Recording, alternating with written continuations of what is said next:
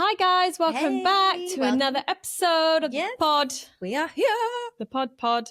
Feels like proper winter pod again. I know, I was like, first time we got our jumpers on. It's just literally gone a bit dark and grey. Well, we are recording in the evening today. Yeah, it feels a bit wintry. So it was does. Like, I can't go out like I do in the day. It's coming up to, I think maybe this weekend's going to be my get all my winter stuff out of the underneath of my bed, put all my summer stuff away. Yeah, I grabbed all Liam's stuff yesterday because he was like, I've got one jumper. I was like, you don't have one jumper. You have one jumper out. Yeah. The rest is still under the bed. So I got all of his stuff out, all his like pajamas and dressing gown and stuff because I keep mine out because I've been using my dressing gown. I keep mine out. Well, I didn't have a dressing gown, but you had to replace it. Yeah. Mitch bought me one after our first event. Oh, that's nice. Yeah, I got a new dressing gown, but it's in that middle bit. It's still like you put it on and I'm like hot. I've had this jumper on and off at least 3 times today. Yeah, so it was just when a bit grey, and that's because I was coming out. Felt even weird driving in the dark. And it sounds weird. Yeah. I've done a few Pilates classes in the evening. I was doing like a Friday morning, but I've done a couple in the evening now, and I'm like, it's driving weird. in the dark. This isn't me. Because even in summer, it's not dark till 10, is it? No, so it's just yeah. So we are in changeover. We've had a fab week. We've had a busy week. We had our second event. Yeah, we did. Second The Rising event. It was so good. God, it's mad that we've been speaking about doing an event for months. Yeah. And now we've done 2. We've done 2. It was great again. A great group of ladies. Yeah. Initially, we had a bit of a when we got there. So we had a lovely area the last time we did it. We had all of ones. Well, we got there actually the first time and was like, where are we going to set up? This just doesn't feel right to be where we thought we were going to be. Yeah, we didn't feel it right, did we? So we moved. We took a whole kind of one area of this venue, which ended up being perfect. So in our head, when we booked it with the venue for the second time, we just assumed we're going to be in the same place. The owner told me I'm not going to be there, but obviously we'll tell people to expect us. Had it booked pretty soon after the first event, so we actually had a couple of weeks notice this time, and got there, and the whole side of where we were fill up with tables and people eating. Yeah, we just got there. I was like, okay. And last time we got there I think an hour and a half early. This time we only got there about an hour early, so it was like, what we're going to do. Yeah, what we're going to do. We didn't have no sort of... One guy came over that was quite helpful and was like, okay. And in the end, we ended up taking the inside of the other side of the venue. Which turned out better. But like you say, I think in a way it changes that, the dynamic, I suppose, of what we had in the first event. Although it was different, it was still just as good. Yeah. You know, it worked for what we had with the weather and the people. It was quite windy that and the day, area, wasn't it? So it was still very secluded and just us, which is nice and needed in that sort of event that we did. Yeah. Like I say, we're getting deep into stuff and people are being vulnerable and sharing, and you don't want to do that across a massive restaurant. Yeah, I just think it's nice you need to have to a nice private area. Yeah, with yourself and others, and use tips and tricks that we do especially in that event. Yeah, it was needed, but it was great. A lot of fun again, meeting new people. So yeah, brilliant. Yeah. And we went out afterwards. We had a nice meal after, little couples meal to celebrate. And my sister babysat. Yeah, my younger sister babysat for the first time properly on her own with both boys, and she even put him to bed. She did. And we was even, obviously, we didn't have a plan because of the youngest one, like teething and he didn't like have that. the so best week. I'm not sure how it's going to go. So it was like, right, let's not actually make a plan. Yeah. Let's just kind of try and go with it. But at least try to get kind of a celebration thing after, because we can, and then go home. But it was kind of she smashed it. So I've already booked her in for my birthday. I'm like, you can come back. Brilliant. And she had him for a long time. She had him from obviously us to get to the venue beforehand. Yeah. Throughout the whole venue for the event, and then we went out afterwards. So she had him from about 2:00 till about 10. I think it's nice knowing how you've got someone who you can just relax having your kids. Well, does that make sense? I definitely wasn't relaxed at the start, not going to lie. No, but I know, now you can, Yeah, it is. Not that you had any worries about it, but it's actually just the proof's in the thing, isn't it? Well, like I say, it's her first time having both boys. Hayden is a handful. Yeah. He's a toddler and he had a tough week teething, so he's not been in the best moods. So I did think like, oh, we might nip back, put him to bed and have to go back out or whatever it was. But no, yeah, like I say, she smashed it. She said he was really well behaved and she's willing to do it again. So it's not just the fact of the boys. She's put herself forward again. She will actually do it again, which is great. I think it makes a huge difference. Like you say, having people that you can relax knowing that they're okay, people that are happy to actually babysit, but you don't feel like you're really asking a proper favour. Yeah. It makes all the difference for how you enjoy yourself when you're out. I agree. Because otherwise, if you know that they're like, oh, they're doing it, but they're not really happy to, then you're rushing. If you're not that confident that you're good with them or the kids aren't comfortable with them, then again, you're rushing. So it makes all the difference. So yeah, well done, Sean. Yeah, well done. I'll see you again next week. Yeah, I love it. You may regret it. So what about you? What have you been up to? So my week, it was my dad's birthday, big 75. Wow. I know. And my mum had organised him a big surprise party where they live with all his friends and everyone. So how old was he when we did the other surprise birthday? I don't know. 75. He might have been. That might have been his 60th, maybe. Maybe, yeah. Yeah. Must have been. Yeah, I think mad, so. Isn't it? When you say it like that, that's mad, isn't it? Yeah. Yeah, so we just always like a little party, don't we? Yeah. When we can. So, so my mum had organised a big surprise party. So that was really nice for him and just, to see all his friends and, whatever. Lovely night. But I had an experience before that. Oh, dear. So. Do share. An awful one. So Morgan has football on that day usually, but because of obviously my dad's party, or the fact that it was his just birthday anyway, he wasn't going. Mm-hmm. But I had known this anyway, obviously, because it's the same day every year, my dad's birthday.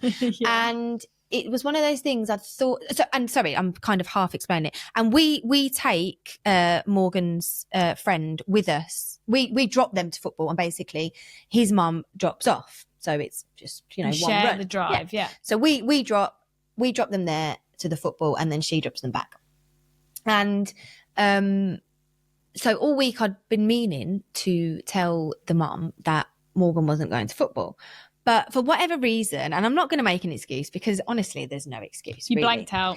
I'm going to just say why it probably didn't happen because I feel like I have to. Be honest. Most of the time I probably couldn't get into my WhatsApp because my memory is so full. I can never really get into it. Or that I didn't really have my phone on me, because if I ever go to do something, I'm like, oh, that's the time. It's one of those things that, when I have a minute, when I get my phone, I'll do it, and then you forget. Or whatever. You know what? My phone's not great anyway, so I'm not great on my phone. But I had thought about it, but again, it's no excuse. And so we just carried on with the evening, got ready, just about to leave, and then I had it in my hand, weirdly enough, because I don't really obviously have it, and I had it in my phone because we were walking out, and it just vibrated. But obviously, because I can't get into my WhatsApp, it didn't ring and I couldn't get into it. And then Mitch's phone rang, and he said, oh, it's so-and-so's mum, the boy's mum. And I was like, it hit you, you realised. It hit me. I haven't told her. That poor boy is sitting at home in his football kit, waiting to be picked up to taken to football training. And I was just like, I literally just started crying. I just literally burst out crying. So Mitch obviously explained, what had happened kind of thing.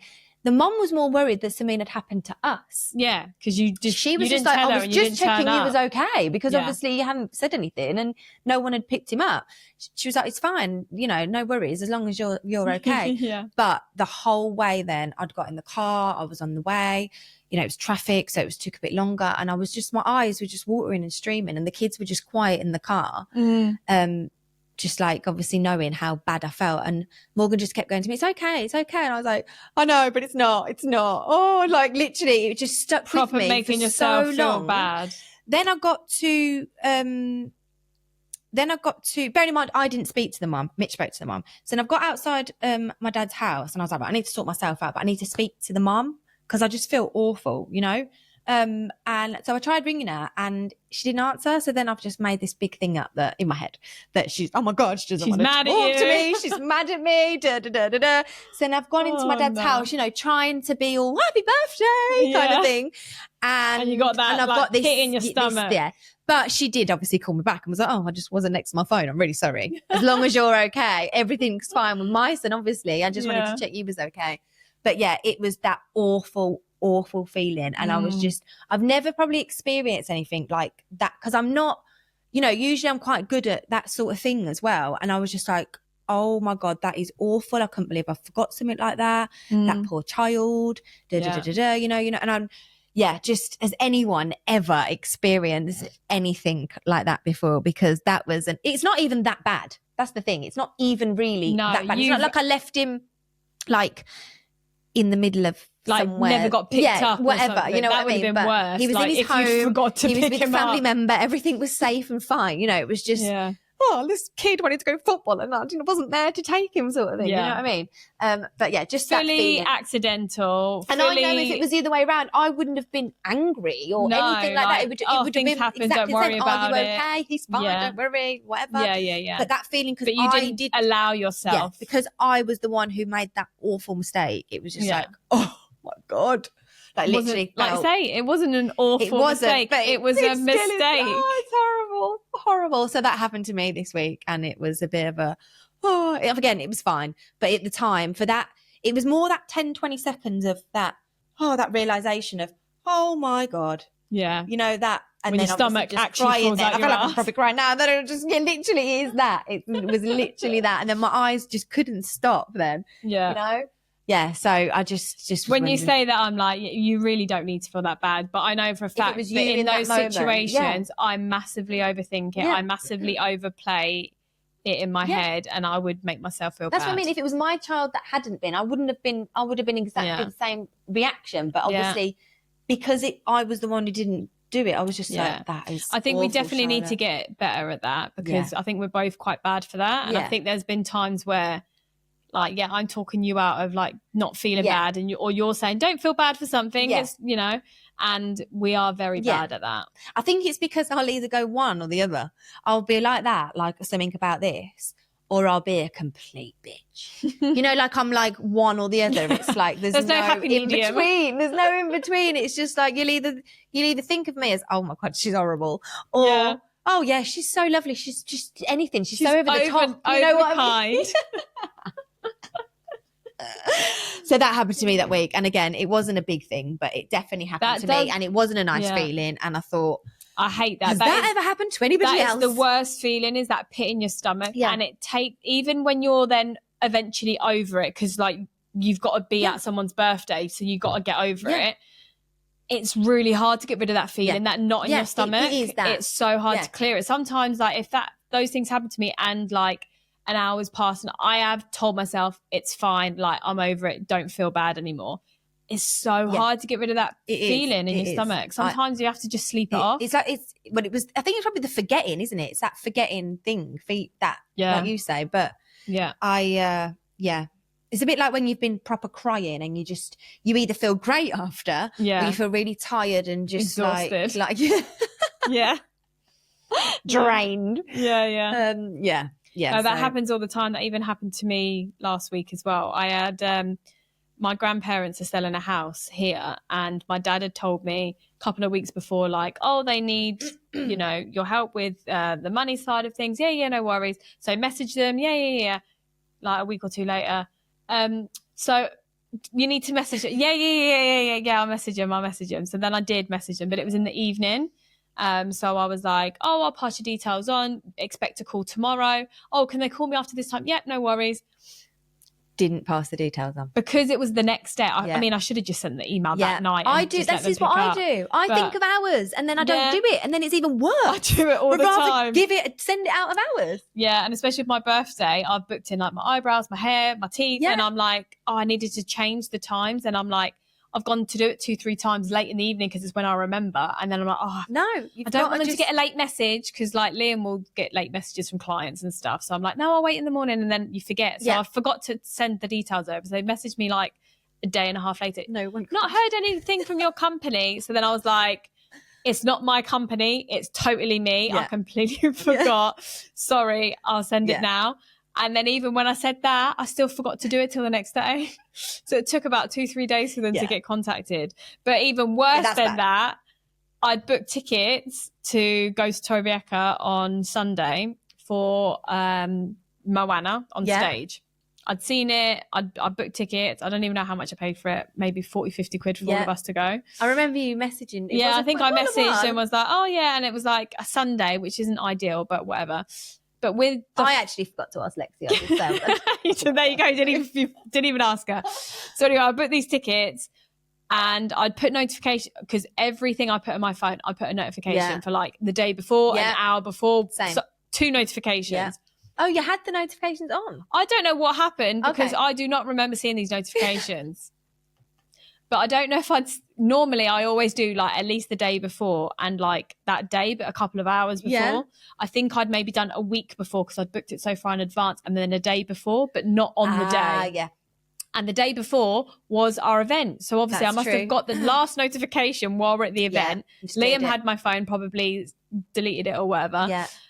So yeah, all the focus on the event. I was putting Casey to bed Sunday night, sat there and I went, Sunday the 9th, I'm sure I had something today. And I went into my phone and I was like, fuck, how annoying. I forgot the bloody event, the bloody show. Yeah, that's brilliant. And it's so annoying as well because my mum was looking at things for us to do for Christmas while we're in England. And she mentioned about a show and she was like, oh, should we get Hayden ticket as well or should some of us take Kaysen? And I was like, don't worry, I've got a show. So I'll see how he is. And if he sits through it because it's like maybe he's getting to the thing where he can pay attention, I'll let you know. Everything based around this. Now I can't let her know. That you didn't even go to. I didn't go to the bloody show. I love that. It's brilliant. So yeah, mentioning about forgetting things twice this week. I forgot things like that. Yeah. And I did like when I got that was it. I was in a lawyer meeting because I had to go try and sort out my illegal immigrant son who doesn't have his residency yet. So I had an appointment with a lawyer and it was my grandparents called me in the morning and I got the I couldn't answer the phone because I was with the lawyer, but then the feeling I forgot to send the details. So the exact same thing. Exactly. And obviously my company's about to help them move a lot of money. So I was like, it's not the company. Don't judge us. Yeah. It's me. It's actually me. I'm just shit. And if it was anyone else, you probably would have done it. Maybe straight away. Maybe. I don't know. Maybe not. No. Maybe not. But yeah, it's that realization. Of Yeah.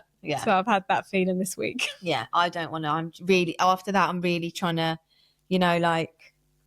trying to be Liam's told you need a new phone plenty of times, so maybe put it on your wish list from Santa. That's shit. Cool. So that's what we've been up to. So I've got a few questions. So we'll just get your opinion on a couple of things. So question time. What is a failure that turned out to be the best thing that ever happened to you? A failure. Something that in the moment you were like, oh, I feel so crap that didn't work out the way I wanted, but in the end actually being something really good. Oh. Anything come to mind? No, what about you? I've got one. Yeah, let me have that's quite, go on. So straight out of uni, I applied for loads of graduate jobs. So there's a lot of companies and big companies in England that do graduate schemes for fresh out of university. You've got your degree, you can come into a program. So I applied for loads of different managerial ones where we'll take you fresh from uni, but we'll put you through a program and you can work your way up to being a manager in big companies. So I think, which one did I get? I think I applied for loads of different ones, but it was either Lidl or Aldi. I think it was Lidl were doing one at the time. And I thought Lidl. But the management scheme was actually rated really well. And I thought, well, if it's experience, it's experience. Definitely. And I could take it on and do something. So it was a real grueling process. So I had to go online. Well, first of all, I had to send off my CV. Yeah. So like I say, worked since I was young. So I had a working CV and I worked all through college and university. So it was CV qualifications, sent that off. Right, okay, now you get picked up, you get sent an online assessment. So I had to answer 100 questions. Oh, God. I don't really remember what the questions were like. I think it was more like personality things. So it was like no real right answer. And I think like you just had to, so I think some of it were multiple choice. Some of it I might have had to write an answer. So it's like a proper long assessment. I think it took me like 2-3 hours to sit this assessment. And once you enter it, you can't come out of it. So you can't like, you can't take answers, Google things that we didn't have AI back then. So like once you're in it, you have to kind of finish it. So I did that. I probably wouldn't have finished it. And well, I think part of it is to wean out people that give up halfway through. So I did that, got through to the next stage. The next stage was a group interview in an assessment centre in London. Wow. I went and stayed at Sean's actually. I stayed at hers the night before because it was quite early and it was in like London. So, and I borrowed a suit from Tony because I didn't have like proper work clothes. So I was like, borrowed a suit, stayed at Sean's, right, ready for this assessment day. Got me. Never done anything like that before. So I didn't really know what to expect. So I was in a room, I think there was like 20 of us. And there's like, I think we were there for like 6 hours. So you go and you do like different things and like you're in a room, people talk through like a bit more about the job and they ask questions and it's to see how you perform in a group and who puts themselves forward to answer questions. And so they're evaluating you all day. I think there's someone stood, but there's also people like watching you. So they're really like watching how the big little house. Yeah. I know. I was like, wow, this is like intense. Yeah. I was like, I'm not auditioning for like Porsche or BMW or someone. It's like, it's little. But no, like it was proper. I think actually they even said it, maybe 2,000 people applied. Oh, wow. So then we got down to like the final, like, I think there was maybe even 50 of us, 30 to 50 of us. Then at the end of the day, we then went into like a smaller room and then it was whether you made it to the final stage. So it was a callback. So obviously I did that bit. Then I got called back to the final 3 or 5 people where you have 3 interview people ask you questions and fully interview you. So that was quite intimidating and intense. It's how you imagine it, isn't it? Yeah. In a way. But like it was an interview. And it felt like a proper boardroom, you know, where like they're trying to trip you. It wasn't a nice interview. Yeah. It was I'm trying to trip you up. I'm asking you. So if you come in as a manager and there's someone that's worked there for 20 years and they're in their 50s and they're not listening to you, how are you going to react? Yeah. Like it was proper situational, really hard questions. So I did well, but there was one guy who was being really like hard and tough on me because he was like, oh, I can see you're engaged. How would your husband feel about, or future husband feel about relocating from Portsmouth to London? And they're actually, I didn't realise this till after when I started speaking to people, they're not allowed to ask you personal questions like that. Yeah. It should be all work related and skill based and it's got nothing to do with them. Yeah. So anyway, did that, got obviously like down to the final couple and then I didn't get it. And I was like, like I've got every interview I've ever gone for. Like they said no. They said no. Even the job that I had at the time, I've got like a summer job through uni. I did the interview and she went, oh, we've got about 3 or 4 other people to see. So we'll probably make a decision in the next couple of days. Within 2 hours, she called me, you got the job? I was like, well, okay. Yeah. Like, yeah. I felt quite confident. Like I'm good at interviews. I'm good at this kind of stuff. Yeah. And I didn't get it. And I was like, I felt really shit then. Yeah. Like, oh, I can't believe I didn't get it. But because I didn't get it, me and Liam ended up deciding to come back to Spain. Yeah. So if you So we could have ended up moving to London. We could have ended up maybe not even staying together and I would have had a whole completely different life. Yeah. So that's something that in the moment I felt really shit that I judged myself for not getting it. Yeah. But I'm totally glad that I didn't get it. Oh, I can't think now, to be fair. That was a good story. I like that story. I might think of something after. But we'll come back. Because that's a good story. Yeah. That came to mind actually. Yeah. When that question came up. What's a generational pattern you're consciously trying to break or keep? Oh, generational pattern.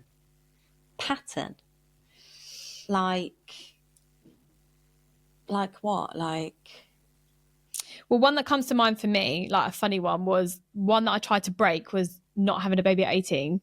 Because my nan had my mum at 18, my mum had me at 18. Yeah. So when I got to like 19, I was like, yes, I've done it. I broke it. Yeah. So that's like a funny one.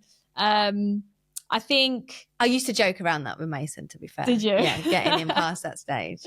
Yes, He needs to go way past the stage, though. Way past the stage. Yeah, he's past it. So keep going. He's broke that. I think one thing that I want to keep is I think we're all pretty good at like thoughtful like gifts and like getting together and like memories and holidays and things. That's definitely something I want to try and keep up with, like traditions, you know, like getting your Christmas pajamas the day before, you know, all those kind of little traditions. To be honest, I think I do a lot in my daily life. You are very you've got a lot of things that you and your family do. Yeah. Like it sounds like a lot. Like to me, I feel like I think sometimes I doubt myself that I even do any of those things. But then I'm like, no, you do. That's what I mean. I think you do a lot. Well, I think that's why I can't think of them, because they are just generally my just day-to-day thing. So anything. Well, a lot of what I do is just from how we've been brought up. And I just love that. So I try. Yeah. I know the world's different, but you try to incorporate in that. I mean, camping's a good one.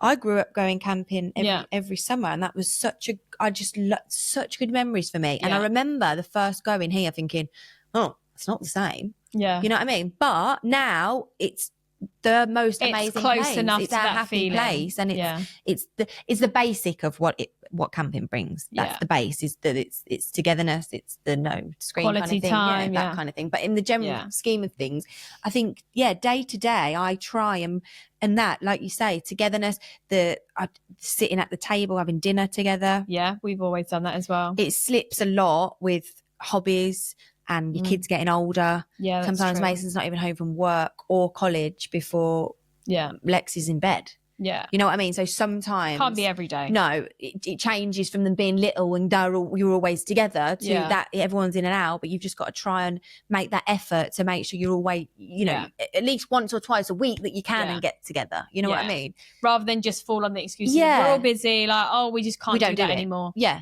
That's quite a big one for me, and I notice it when we're not doing it. Yeah. You know what I mean? Like I just feel like everyone's so apart. Yeah. Because it's that one time of the day we all just sit together at the table. Well, I even noticed that recently with Kason. I feel like I don't have as close. I'm probably way overthinking it. Yeah. As close of a relationship with him now. I'm a bit sad. One, because my hands are full with the baby, so I'm not as doing as many things with him as what I used to. But it's also his age where like he's less interested in talking to me and just wants to be playing his Switch or whatever. Yeah. So I feel like. And what we've done actually the last couple of days is I've got we put the baby to bed and I've got Pinterest on my phone, and interesting because sometimes I feel like I don't even know what to talk to you about. Yeah. So I Pinterest interesting questions to ask your kids. Yeah. So I sat down and I was like, okay, so we've done like some funny ones and we've done some deep ones, but we did it one night. I was like, right, I don't know what to say, so write that. Now I've got some prompts. So I basically pod interviewed him like this, and he said he really enjoyed it. So then the next day I was like, oh, do you want to do questions again? And he was like, yeah. And then Leah was like, you need to have a bath. So he was like, oh, okay. And I went, do you want me to ask you questions in the bath? And he went, yeah. And normally I've got to the stage where I don't even go in there with him anymore. But it brings you of that time. Yeah. It doesn't have to be like something. Finding extra time. Just sitting in the bathroom with him and asking him questions. Like you say, connecting and just doing something. And I think because we do that every day and we're just used to it now. Maybe it's, do you know what I mean? But there are things every day. Every day they finish school. How was your day? Did you have a good, like, them conversations? Yeah. You know, not that I need to, but obviously just reminding Mason here and there where his age, and obviously he works a lot. He's studying for his car. Yeah. You know, he's 18. He's you know, he's got a lot going on, but just to remind him, not that he needs it, but just you've got your brother and sister that just look up to you, adore you, and I'm lucky for that. It's not like, he's gone and I don't want him around. It's we miss you. You know, that sort of thing. No, so that is really nice, actually. I think that's probably why, because it's very easy for teenagers to be selfish, and kids in general, like psychologists say it, like kids think they're at the center of the world, like, and it's not a and it's some not don't a bad grow out of it. It's not a bad trait, but it's actually just the way kids are. They like, if the parents are fighting, it's my fault. Like, it's just a natural thing of kids think everything's about them. And as teenagers, it's even more so like about me and my friends and stuff. So like, I mean, I've been with you once, and we would at McDonald's with the kids, and Mason was nearby, and he specifically came in with his friends just to come and talk to us. And I was like, wow. At the time, he was 17. Like, what 17-year-old does that? I would have avoided that area. But I think that's what I love. You know what I mean? Because you are very close. Yeah, very close. And I'm not saying that I'm not with my mum and dad at all, because I am, but not as close. It's different. As I've consciously made. You've consciously wanted it, and because you've consciously done it, it's even deeper. Worked. Yeah, it's worked. It's definitely worked. And we're all, we all love being around each other. You know, like, that's probably what's nice. Yeah. And I do miss when one of them's not there, and we all notice it. Yeah. Or that I notice more that the dinner thing of we all sit at the table and eat, but when we're not all there together, it's different. It just changes things. But it does, as they get older, and like you say, you've got different things going on. Yeah. You just have to make that more of an effort. That's what's probably Yeah, definitely. Like, my mum's always put so much effort into our like holidays when we go away, and it's always full of like doing activities and stuff. So I feel like and like Christmas, make it really good and all the stuff. And I feel like that's something that I definitely want to keep. And when it all comes down to it, the base of that is being together. Yeah. Like quality time. You know what I mean? Obviously, all the fun and the activities are all that great, brilliant thing in between, and all this magical time as well at Christmas and whatever, Easter, all these things that we do these things for. But when it comes down to it, they're the times, the core memories. They're the holidays, aren't they? So it's the time when you're off, you're together. Yeah. You know what I mean? Or whatever it is. And I think that's the base, and that's what my children love. I think I've said it a million times before. Their favourite ever time was COVID. Yeah. That was it. Their favourite ever time. It was mine, actually. Yeah. I know it wasn't a nice experience for some, but again, the base of that was that we just had that quality time of being together. So, I think I just try and do as much as I can in the daily thing of them sort of things. Yeah. Yeah, definitely. Do you ever feel torn between ambition and peace? You answer that first. Peace. Yeah. So I think, we've had this conversation before. I think we both struggle with that because we both want to continually strive for the next thing and want to grow and feel like we're progressing in life, personally, professionally, all of it. But then at the same time, it's not being hard on yourself. And I feel like I've got better at this since I've had kids. I feel like my ambition outweighed my peace of mind before I had kids. Yeah. I definitely stressed more than I needed to, pushed harder than I needed to, like work-wise more than anything. I don't think I really considered my personal life. Lucky Liam came along for the ride because I didn't really put much thought, maybe because we had quite a strong foundation anyway, and he's very easygoing. Yes. But I definitely outweighed focusing on professional because life. Priorities change, don't they? Yeah. That's the thing. It's literally different season of life. It does. But I've never known any different. Yeah, that's true. Yeah. Really. So for me, I haven't had that kind of change in a way. That's true. You get what I mean of that? Yeah. That knowing the difference. Yeah. But at the same time, I think I do it with mine as well. It's knowing that what it's worth. Yeah. The trade-off. So is it worth that? Or actually, I'm going to just... And I think even when you do have kids and you, like, your ambitions don't stop, but you can maybe pause them. You can maybe, like, I'm still aiming for that, but it's just going to take me maybe a bit longer. So it's hard to not go... What I found was hard to not go as full force for the things that I wanted when I'm trying to like do it all. Well, I feel like I'm in that moment now because I feel like I'm not, but I feel like I'm semi-retired really compared to what most people are working at this time because they're saving and they're, that kind of thing of you know, to get to that age of having that, you know what I mean? That's the norm, isn't it? You work for your 20s and 30s, you know, generally for that kind of grind, and I'm not. I'm using that time to be with my children because I feel like, and this isn't a judge by, this is just works for me. To try and be with them as much as I can because just of experience and how I feel, when they get to a certain age, they don't need me present so much. Or even probably want me as they do now. So, and then when they don't, I will still be hopefully healthy, fit enough to still then pursue more of what I want to do in terms of my hygiene side because I've done I'm great. You know what I mean? I've achieved loads and I'm so proud of that. And if I just stop there, then why that? And you've got the life that you want. That's perfect. But I don't know if it's just because of who we are or, you know, because I've just got, like you say, so many ideas and, you know, you feel like you've got the ideas, but well, I'm not, just wait because there's no, but I think that takes a lot of strength to be in a position where you could do more hours. You could do more ideas. You know, you've done the hard thing of studying and getting to a point where you've got to. But like you say, you've set the boundaries of how much you're willing to work right now and how much time you're willing to put into that bucket and how much personal life, like what you want in that bucket.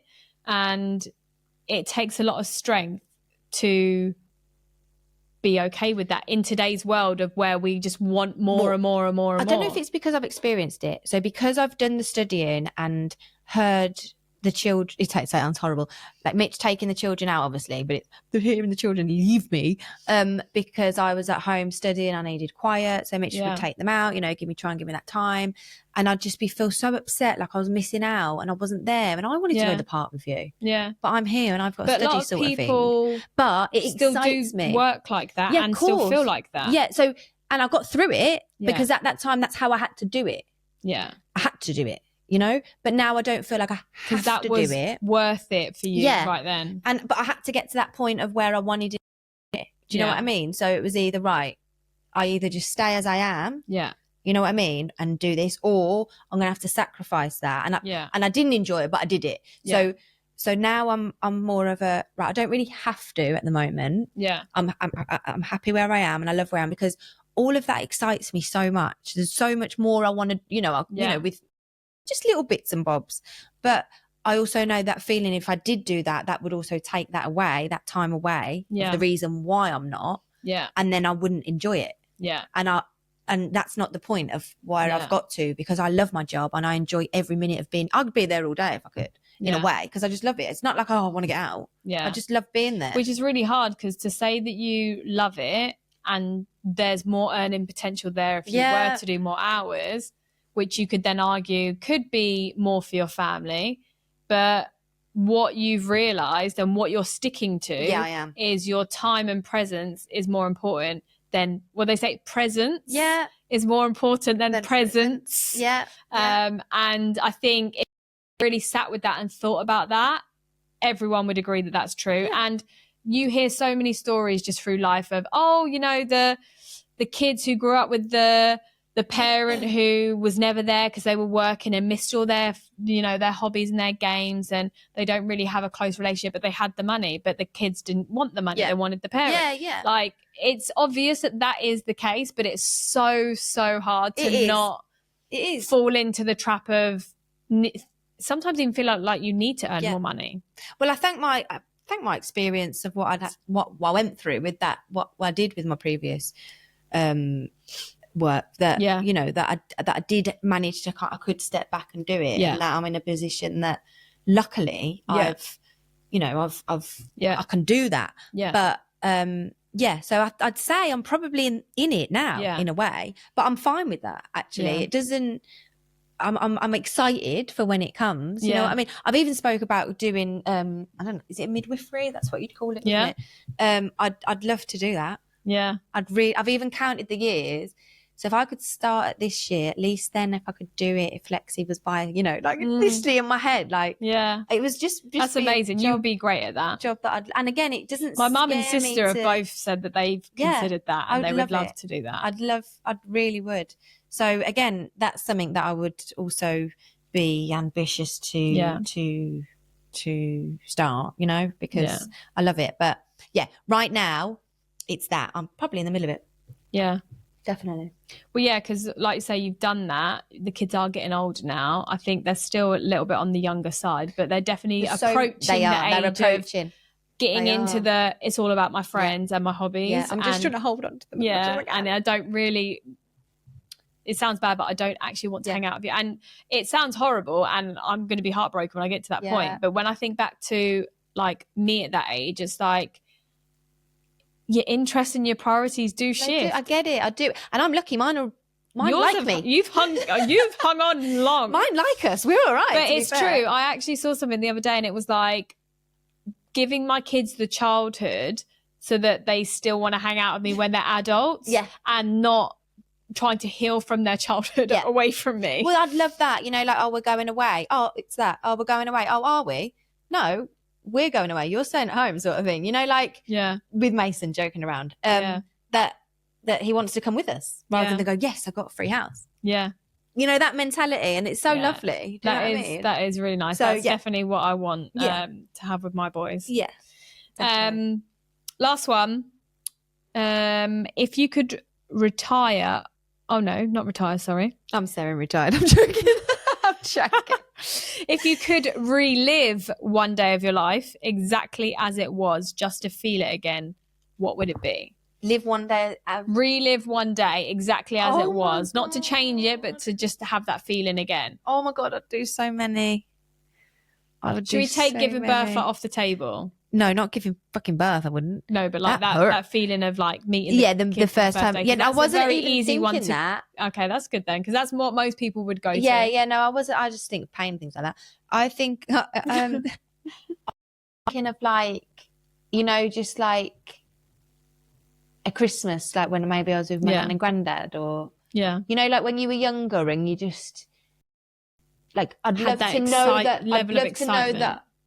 Look on. So I wouldn't like to be me again, because obviously I wouldn't know. So I'd just be taking advantage of the situation. No, but to go back and relive it. Oh, okay, yeah. But like, so that you can take it in as you are now. Something like that with me as a child, and my mum and dad, and my nan and granddad, and with my brother. You know, as my family now are, in a way, looking at me, and I know you've got obviously your old recordings, but you know, actually is a normal day-to-day thing. Really, you know, just I think, and that's a random thing, but I think that's what I'd like to do. I'd like to do. So no specific day comes to mind. No specific Christmas. No, because but just they're all one magical, of those aren't they? Christmases. I could go on, obviously a day with my nan and granddad, a day with this, but I think, you know, just more intriguing of the whole just my family life. Yeah, you know what I mean? I think so. Yeah. No, that's a nice one. Yeah. It's hard because I naturally go back to getting married. Yeah. Because again, it's a big day. Yeah. It goes by too fast. I loved my day. Like, it went fine. There was no problems. Well, one or two problems that you knew of at the time. Yeah. Yeah, that you find out a little bit more about afterwards. But no, a couple things, but not enough that it, you know, bothered me at all. Like, I did love and really enjoy my day, to the point that, like, I think we said it, I was super relaxed in the morning. Relaxed. Like, I think everyone expected me to be like running around like a headless chicken and being stressed and trying to organise everyone and everything, and I just wasn't. No, even when they were like, "You're late," and you were like, "Oh no, I'm not actually late," because I told everyone else at a different time. Yeah, I built in this half an hour buffer. Okay, I know what people are like. So and now you're going to tell me I'm late. I thoroughly enjoyed every bit of it, but it just always goes by too fast. And yeah, I think I would do that. That probably comes to mind. Yeah, like your day. Yeah, and just take in more. Yeah. I remember saying things like that. That reminds me, I think I've said this before as well. Bernard's Watch. I used to watch a programme. Have I said it? Do you know what I'm on about? Yeah, I know Bernard's Watch. I love Bernard's Watch. And the Queen's Nose with the 50p. So you just stop it. I just loved it. I really wished I had that watch. Yeah. I don't know what I'd do because everyone's frozen. You'd be on your own, wouldn't you? This was my thing now as an adult, thinking, well, actually. That doesn't really make any sense. Because nothing would work either. It's not like I could wash or do anything else. No. Everything really would help stop, the situation. But I used to love that. Always think, that'd be great. Yeah. Good old Bernard's Watch. But no, so there you go. There's a wrap up of some interesting questions. Yeah, they are. Have you ever forgot anything as bad as I did? And if you've got any remedies for how to get rid of that pit in your stomach, that would be really helpful. I put music on and it didn't help. I was still in the moment of, no, just turn the music off and sit in silence, Charlotte. Make you feel even worse. Yeah, sit there with your thoughts. I did. Think about what you've done. Not helping myself. Anyway, guys, have a fab weekend. Yes, enjoy the weekend. Put up your Christmas decks if you haven't already. I've seen so many people that have put up took their Halloween decorations down. 1st of December put their Christmas decorations But I do get why they have in a way, because if I do feel it a bit, but for me it's the 1st of December. We've got our own thing that we do. Yeah. So it's like, because Morgan told me about what you drink when you put the tree up. Shh, don't tell everyone. Oh, sorry. I'm joking. So we do. We quickly when we put the tree up, we put Christmas songs on and we have a ginger wine. No one's ever even heard of it, do they? I've never heard ginger that wine with before. lemonade. It's about this much ginger wine. It's just an old thing again that I used to do with my granddad and then my mum. Yeah. And then now I do it with mine. Oh, that's a nice So literally if I go and put my decoration, my mum will go, have you got your ginger wine? Because that's the most important thing about putting the Christmas try decoration. That this year. I think you'd like it with a bit of lemonade. So is it alcoholic? I think, I presume so. It's wine, isn't it? And the kids drink it as well? Yeah, I mean, I've just gripped it. Why not? 90s. It's not like a glass of wine. I think you're supposed to drink kids it. 90s kids. You're supposed to drink it like that. But because as a kid, they would have given me a little bit. Yeah. You know, it was like back in the day. Like, God, they would have given me that much with lemonade. I still drink it like that now as an adult. So you could have more alcohol, but you don't. So mine drink it the same as me. But that's our little thing. Oh, very nice. Don't tell me off. Don't come for me. Yeah. No, love it. Love the Christmas tradition. But no, with my birthday being on the 25th of November, we don't do that till after my birthday at least. So it tends to be around so 1st of December, whatever day it is, or on the weekend. Yeah. What, me? Yeah. Usually if it's on the first, if it's just, it can't be before. So let's say so either the 1st or the weekend after. Which if the 1st of Monday, it's quite a long time to wait. Yeah. So maybe get it out one evening. You know what I mean? When there's no hobbies. It's one of them, isn't it? Yeah, no, ours tends to fall around the same time. So. But before we go, actually, next week, it's your birthday celebration. So we'll have lots to talk about. Yeah, doing it a bit early this year because November's a very busy time. Yeah, it is. You're away. I'm away. So, we've got one weekend, but we're doing something different. So, we'll save that for the next pod. Wait to hear. See you later. Adios.